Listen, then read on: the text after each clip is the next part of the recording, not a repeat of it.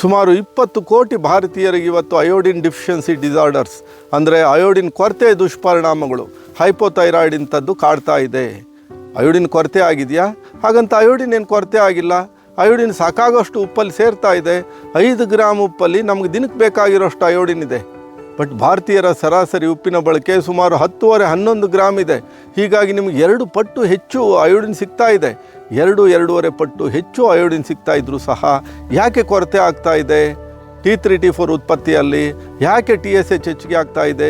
ಯಾಕೆ ಅಯೋಡಿನ್ ಕೊರತೆ ದುಷ್ಪರಿಣಾಮಗಳು ಕಾಡ್ತಾ ಇದೆ ಅಂತಂದರೆ ಅದು ಅಯೋಡಿನ್ ಕೊರತೆಯಿಂದ ಆಗ್ತಾ ಇಲ್ಲ. ಅದಾಗ್ತಾ ಇರೋದು ಬಿಸಿಲಿನ ಕೊರತೆ, ಅದಾಗ್ತಾ ಇರೋದು ಕಾಲ್ನಡಿಗೆ ಕೊರತೆ, ನಿದ್ದೆಯ ವ್ಯತ್ಯಾಸಗಳಿಂದ ಆಗ್ತಾ ಇದೆ. ಅಂದರೆ ಜೀವನ ಶೈಲಿಯ ಸಮಸ್ಯೆಯಾಗಿ ಕಾಡ್ತಾ ಇದೆ. 40 ವರ್ಷಗಳ ಹಿಂದೆ ಅಯೋಡಿನ್ನು ಆಹಾರದ ಕೊರತೆ ಮೂಲಕ ಆಗ್ತಾ ಇತ್ತು. ಈಗ ಅದು ಜೀವನ ಶೈಲಿ ವ್ಯತ್ಯಾಸ ಮೂಲಕ ಆಗ್ತಾ ಇದೆ.